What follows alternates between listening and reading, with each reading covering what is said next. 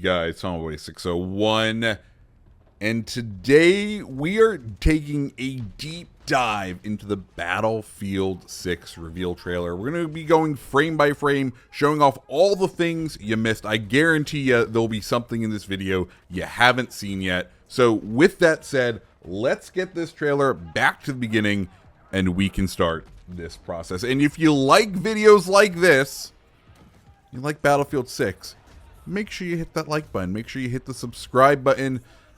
I can't wait for the beta next week. Anyways, let's get back to the beginning. Here we go. And of course, we open with this beautiful shot. Now, let's take a look first and foremost at this weapon we have here. Usually, outside of camo painted guns, when you see green on an assault rifle, it can really only mean two things. One, L85, or two, the good old Steyr AUG. But given the front furniture up here, I'm going to go with we may be getting ourselves an L85. We also have a good old UMP being held by the man that's being gunned down. And it looks like, can't tell quite what he has, but that's okay. Because more importantly, here we go, a good old L85, the British assault rifle. Now, one interesting thing about all of this is, of course, previously it had been stated that, or previously shown, you could use every single class. You could use every single gun with every single class. They seem to be changing that, where guns will be locked down to certain classes. This is clearly an engineer.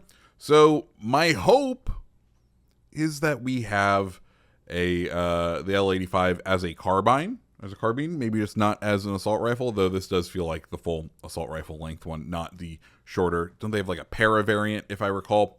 One other hope and dream is, of course, L85 or bullpups back in the old game, back in Battlefield 3 and 4, did have a hipfire bonus associated with them. That was their kind of buff for being a bullpup. They tended to have longer recoil, but better hipfire. Maybe we'll get something similar to that. I really hope we do. Anyways, next up we get what is going to be the IFV for the PAX Armada, aka the not American side, the non-NATO side. And, well, it appears to be based off the CV-90, the Swedish CV-90. It is one of the most popular infantry fighting vehicles across the world right now. It is being exported all over the place. It is seeing massive, massive sales. So it's not surprising that we are seeing this in the way that we are, just because, you know, it's a very popular, a very futuristic one that has a lot of features. So it makes sense that a well-funded mercenary group would be using it. Okay, let's continue. Going through here.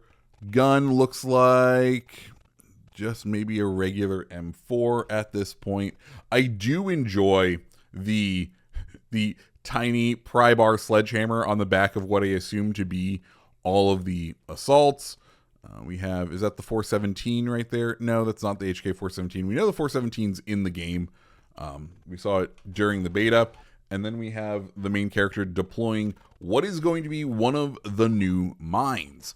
And it's a very interesting design for an anti-vehicle mine because it has a top-down attack mode. Now, before we look at that, of course, we do get a wonderful look at a G36 style weapon.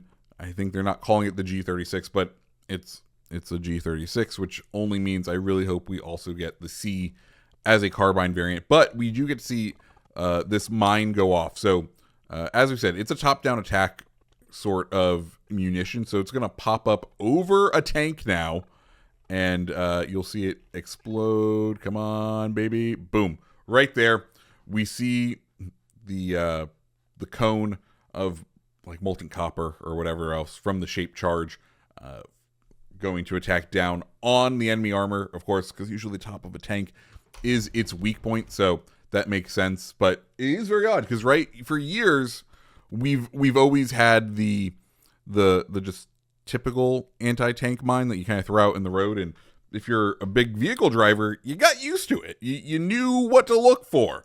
This, having some range, does feel like it's going to be potentially a little scary for them. Going back, we do have what looks like, I'm forgetting what the exact name of this one, but essentially a 1911, one of the modernized 1911s. Good to know that we're not only getting the SIG P320 as the only sidearm in the game, because I would hate to shoot myself with it. Yeah, little gun joke there. Anyways, we'll proceed forward. This is from the view of a support player that we'll see get dragged a little bit sooner. One thing I am curious of is if we are getting, like we see on the backs of the players, sometimes we have objects, sometimes we don't. So I'm really hoping that the uniforms here are kind of being dynamically generated based on what gadgets you are taking, because that helps, one, as you go up against someone, to understand what the potential threat is, but it also kind of adds that little bit of dynamicism. One other thing, now that we're in the first person view of the tank, I want to call out is these kind of areas around here showing off what is available, right? This is going to be your kind of your gun statuses and your ability status. So, the tank has smoke, it's ready, anti-armor, multi-purpose round, so, and then LMG ready. So, nice that they are kind of going for a in-universe HUD when you're in first person that really shows off, what your options are in-game. All right, we'll continue forward. Of course, we get the good old, I feel like we've seen this collapse many a time. I'm trying to figure out what specific gun this is. To me, it kind of looks, it could be the SIG, not the Spear, but the tiny PDW version of the SIG rifles. And then we get, what is the coup d'etat of this trailer? The oh my goodness, I can't believe we're finally getting it. Being able to drag someone and revive. And let's see, what else do we have? We have, it looks like an M4 over there. And he's back. Cool. Now we move on to the peak area, and a couple of things here. One, we do have the anti-air vehicle that spawns on this map. We do also have what will be the American helicopter, the Apache, and then we can see the gun that we are using is a bolt-action rifle. And I think this shows off right here what we can expect is the one of the benefits for using a sniper rifle is the ability to collateral. I don't think any other weapon is going to end up being able to collateral, but I also have to call out, this is the hit performance right now, right? We see the round go, we see one splash, and then look how far the other guy gets before he hits. That's a little concerning. But hey, it's going to be Battlefield, it's going to be fun, but just something I wanted to call out right there. Then of course we get what will be the whatchamacallit, the IFE for the Americans. It's going to be the Bradley. We do get a view in first person there, so we can kind of see what abilities we have: repair, detector, and then cannon and guided missile. That makes sense as far as what we would expect. And we get to see him light off. And freeze frame right here, because who noticed this thing right over here? I don't think we are putting below the waist amputees in the game. So as a result, I believe this is going to be our sniper decoy is making a return in this game. It makes sense too, just because he's kind of dressed like a sniper. Not sure that rifle really sells that he's a sniper, but hey, it is what it is. But sniper decoys coming back, and we get to see the good old the tow missile going out and just causing some destruction, and the ATVs. Good shot of a UMP right here, and credit where credit's due on that transition. Look at that transition going from the peaks over into Brooklyn, and then we are back. We are back over here, and we get to see some sniper gameplay. Now, one thing we do get to call out here is Sniper Glint is back. In the initial gameplay we saw, and we are seeing here, there is vapor trails on sniper rifles, which we will see how long that lasts. I feel like that's something that starts and then ends, and it's always a weird balance. As far as the main gun the gun we are using right here, based on the iron sights, this looks like was the U100, one of those, a light machine gun. And then we have our drone shot with the C4. Of course, what would a Battlefield game be without C4? One thing I want to call out is we don't really see this one moving a lot. I'm wondering if he is a decoy as well as shown in this, just to get, more sniper looks and the decoy giving out the scope glint that we would expect. We do get the wonderful overhead shot here. The looks like it's not a Patriot battery, but a missile battery firing off, most likely just going to be some art. And then we have a tank shooting at what looks like a JLTV right on over there. Not much else to be gleaned from this one, so we'll move on to the ladder. Yeah, this is exciting. It's very interesting for them to add this, but we have a very cool kind of new gadget revealed right here. And of course, I kind of want to show it off. It is interesting to me. I think this ramp right here that we ultimately end up seeing the trailer character run up is a permanent sort of ramp that's in the map, where these might then be a gadget to go up. But even then, it's very interesting to me, and it makes me a little skeptical. I know this is the multiplayer trailer, but the fact that it's being balanced on a car, like, I'm not gonna lie, I don't trust the Battlefield physics engine that much to be able to put a ladder at the edge of a car like that. I feel like there might be some movie magic going on. But anyways, we got our guy going up with a shotgun. Don't know what specifically gun this is. It is odd when you see the charging handle kind of stick out on both sides like this. But it's some sort of submachine gun. We get some good old shotgun play. He has a flashlight and a laser with the iron sights. We do know that the gun system in this game is pick 100, so attachments just have a value assigned to them, and you have 100 currency to basically spend to outfit your gun. So it kind of makes sense that you're able to put a lot of that, because shotguns don't usually have very many attachments that you can throw onto them. Since they are so slow, it doesn't really make sense to try to improve recoil or anything like that. Anyways, we're getting into, of course, the good old knife right there. We have an AK.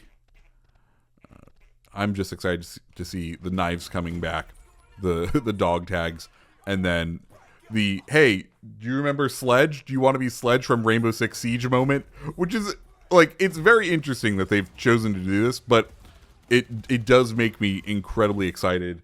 Of course, we then come to, is it like an M20? I want to say it's M26. I am forgetting the actual designation, but of course, the underbarreled / standalone shotgun that was developed during the War on Terror. Basically, the idea being that we knew we were kicking a bunch of doors in, and instead of someone having to bring a shotgun with them all the time, a full-size shotgun, they could have a very tiny shotgun that kind of just does 1 or 2 shots that you have to manually rechamber the barrel on the side. But it could always be used standalone, and that's kind of what we're seeing it here. I'm wondering, given, that's a very prominent explosion, not explosion, but some fireball. I'm wondering if this is going to be a gadget for like Dragon's Breath or something along those lines, just because, this right here is a lot. It is a lot. Okay. So then we come down here, and of course we have a good view of it's the JLTV, right? The Joint Light Tactical Vehicle. basically the idea being with the Army's current view that they want to be as lightweight as possible with the lowest EM signature to try to avoid drones. So what's better than... oh wait, no. Is that the one that's based on the Chevy Colorado?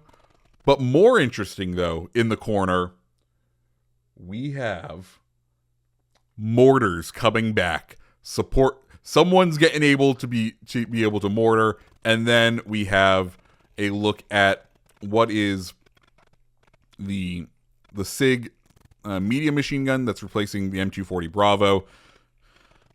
And then the other thing that's in this frame, lots of things in this little scene, is it looks like we have an F2000 coming back, right? That's the right angle for the foregrip. That's the right position for where the magazine should be. That's the right length barrel. That's the right length, like, top Picatinny setup.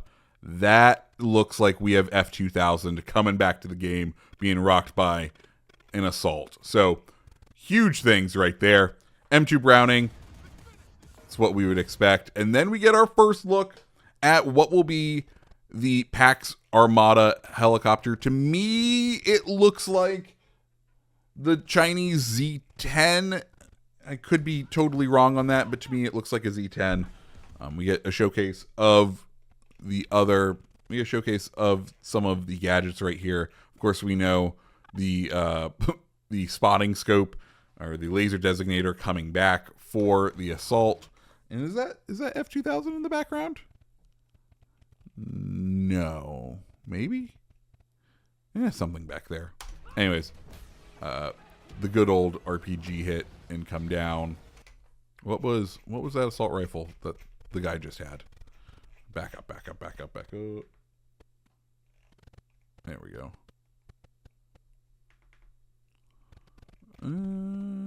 Just looks like an AK. Okay. And of course, it crashing down. And then we get our first look at the jets. And here we go. First off, F-16 on the right, F-22 Raptor on the left. Very interesting that we have multiple kinds of jets. Of course, Battlefield 3 and 4, we had multiple kinds of jets, but we had sort of ground attack and air superiority. I'll be sad to say that if we don't have the A-10, is the F-16 going to be our ground attack sort of plane? It's going to be interesting. But then we see ourselves chasing what will be Pax Armada's plane of choice, the Su-57, a Russian fighter, which, you know, that makes sense. And then we get a view right here on the Cairo map, and we get our first look at an AT-4. Of course, throughout the rest of the trailer, we've been seeing people use the RPG. So nice little addition. I'm really hoping that there'll be some sort of variety in the kinds of launchers that the engineer has. We also have, of course, the two guys riding on the back of the tank over there. A view of on my first watch of the trailer, I was like, oh man, are they bringing back Gulf of Oman? Is Gulf of Oman coming back? No, Tommy. There's two very clear, very large